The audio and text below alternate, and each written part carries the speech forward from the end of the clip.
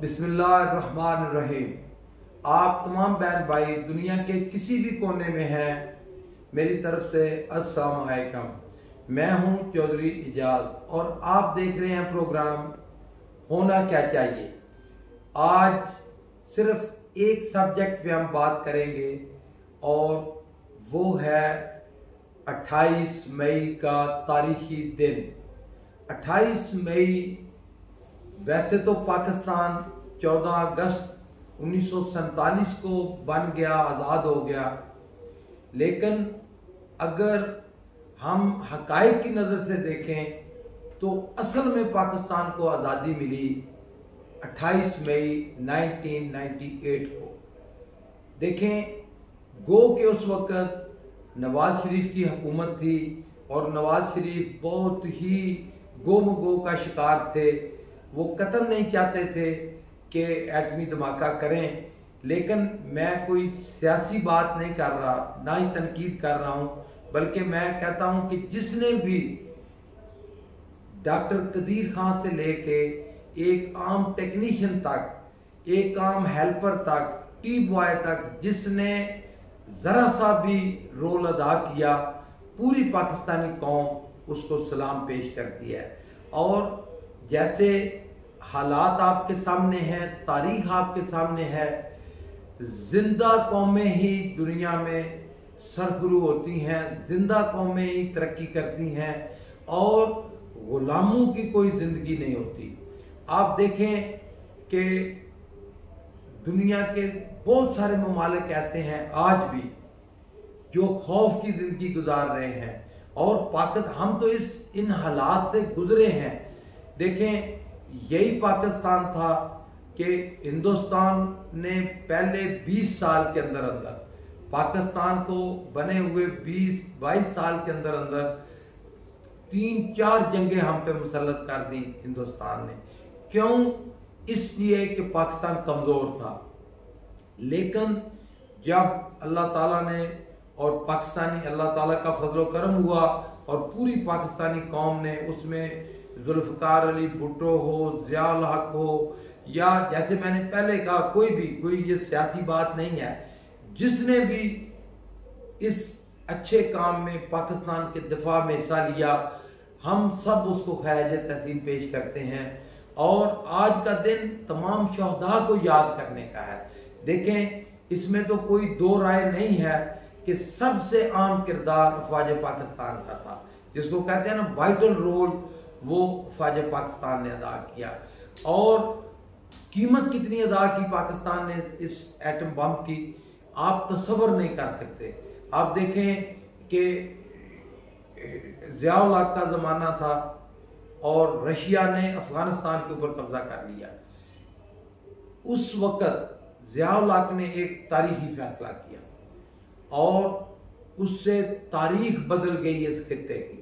ज़िया-उल हक ने जुर्रतमंदी के साथ रशियन को कन्फ्रंट किया, मुजाहिदीन तैयार किए और फिर सारी वेस्टर्न दुनिया, अमेरिकन मजबूर हो गए ज़िया-उल हक की मदद करने को। और उसी मदद को के कवर के अंदर पाकिस्तान कामयाब हो गया। ये मार्का जो तकरीबन नामुमकिन है और कोई और मुल्क, कोई मुसलमान मुल्क, देखें इतने मुसलमान ममालिक हैं दुनिया में, उनके पास इतना पैसा है, इतना मैं कहूँगा जज्बा भी होगा, लेकिन कोई भी ये कारनामा अदा नहीं कर सका। और आज तमाम मुस्लिम ममालिक एक तरह से खौफ के साए में जिंदगी बसर कर रहे हैं। वो जो भी हो, सिर्फ वाहिद पाकिस्तान है और इसका सारा क्रेडिट पाकिस्तान के साइंसदानों, पाकिस्तान की अफवाज और अवाम को जाता है कि अवाम ने भी अपने तय जो कुछ हो सकता था कुर्बानियां दी। देखें, हम इससे आगे जो बड़ा एटम बम तो बन गया, लेकिन असल मसला उसके बाद दरपेश आया और वो क्या था? वो मसला था कि कंट्रोल एंड कमांड सिस्टम कायम करना, वो मसला था एटम बम की हिफाजत करना, वो मसला था कि देखें पूरी दुनिया, अमेरिका, इसराइल और हिंदुस्तान का तो आप जिक्र ही ना करें, और बहुत सारे अनदेखे दुश्मन हैं पाकिस्तान के, जिनको एक आंख भी नहीं पाती पाकिस्तान की तरक्की, उन सब ने एका किया और पाकिस्तान के खिलाफ साजिशें शुरू हुई। देखें जिन बहादुरी के साथ, जिस दानिशमंदी के साथ, जिस महारत के साथ अफवाज पाकिस्तान ने इस नेटवर्क को पाकिस्तान के, मैं कहता हूँ हर पहाड़ों तक फैला दिया।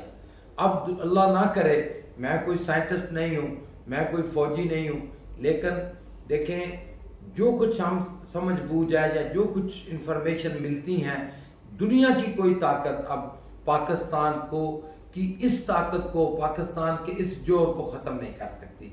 और कंट्रोल एंड कमांड पूरी दुनिया इसकी मोतरफ है। देखें इससे एक और भी मसला इसके साथ इंटरलिंक था, वैसे तो वो मैं फिर एक सेपरेट वीडियो में उसको बयान करूंगा, लेकिन थोड़ा सा इसका जिक्र मौके की मुनासबत से ज़रूरी है। नेपोलियन एक बहुत बड़ा जर्नल गुजरा है और तमाम उसके रेफरेंस दिए जाते हैं हिस्ट्री में, खासकर मिलिट्री हिस्ट्री में। नेपोलियन कहता था कि फौजें पेट के बल चलती हैं, मतलब कि जिस फौज की माशी हालत बुरी हो, भूखी फौज कभी लड़ नहीं सकती। इसका मतलब क्या था कि जब फौज कमजोर होगी, वेलफेयर फौज की नहीं होगी फौज, तो कोई बंदा भी खुशी से फौज में नहीं जाएगा। पूरी दुनिया में ये क्रेडिट भी अफवाज पाकिस्तान को जाता है कि जिस तरह अफवाज पाकिस्तान ने वेलफेयर का काम किया और बगैर एक पाई एक देला जो अब कौमो मुल्क का मुल्क से नहीं लिया, अपने रिसोर्सेस से पैदा किए, अपना वेलफेयर ट्रस्ट कायम किया। और आपके सामने है DHA हो जाए, अस्करी बैंक हो जाए, अस्करी सीमेंट हो जाए, गर्ज और बहुत सारी मिसालें दी जाती हैं। और इसका फायदा क्या हुआ? इसका फायदा ये हुआ कि पूरी दुनिया में वाहिद अफवाज पाकिस्तान है कि जो अपने जराए से अपनी वेलफेयर कर रही हैं और इससे दूसरे मुल्क को भी और कौम को भी फायदा हो रहा है। टैक्स मिल रहे हैं हुकूमत को और नौकरियां मिली हुई हैं बहुत लाखों लोगों को।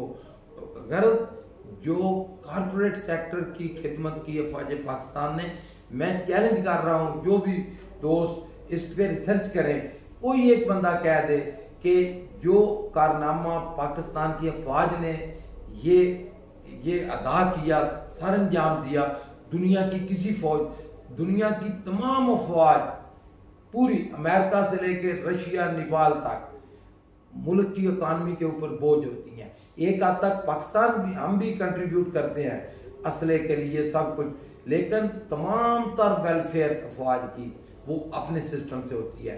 तो ये जो कारनामा है अफवाज पाकिस्तान का, इसको मैं तहे दिल से सैल्यूट पेश करता हूँ। और मैं तो हर वक्त देखें चंद नीम हकीम किस्म के दानिशवर हैं पाकिस्तान में, जो फैशन समझते हैं, जो वेस्टर्न या इंडियन लॉबी के लिए काम करते हैं, और वो अफवाज पाकिस्तान के इस कारनामे पे तनकीद करते हैं कि जी अफवाज पाकिस्तान क्यों बिजनेस कर रही है। भाई देखें, अगर तो अफवाज पाकिस्तान आपका हक मार रही है तो फिर तो ठीक है। अगर बैरिया टाउन या मलिक रियाज या कोई और डेवलपर अगर एक हाउसिंग सोसाइटी बनाए तो वो ठीक है, अगर DHA अफवाज पाकिस्तान बनाए तो वो गलत है। ये क्या हुआ? तो पाकिस्तान के अंदर दर्जनों बैंक है, अगर वो बैंक चले तो ठीक है, अगर अस्करी बैंक चले तो वो गलत है। भाई कोई आपका हक मारा अस्करी बैंक ने या किसी और फौज के अदारे ने तो आप बयान करें, लेकिन अगर अफवाज पाकिस्तान ने अपनी वेलफेयर की है तो मैं कहता हूं इससे अच्छा, इससे कारनामा। और यकीन करें पूरी दुनिया के अंदर इस वक्त इस सब्जेक्ट के ऊपर रिसर्च हो रही है और जो दुनिया की दूसरी आर्मीज हैं वो इस जो फार्मूला है अफवाज पाकिस्तान का, इससे फायदा उठाने की कोशिश कर रहे हैं। आज मैं सिर्फ इस एक टॉपिक तक महदूद रहना चाहता हूँ और आप सबको भी ये कहता हूँ कि देखिए, मैं कोई सियासी बात नहीं कर रहा कि कोई सियासत की वजह से, और जो बंदा भी सियासत करे अफवाज के नाम से या अफवाज को सामने रख के, आप यकीन करें कि वो उसको मुहिब वतन नहीं कहा जा सकता।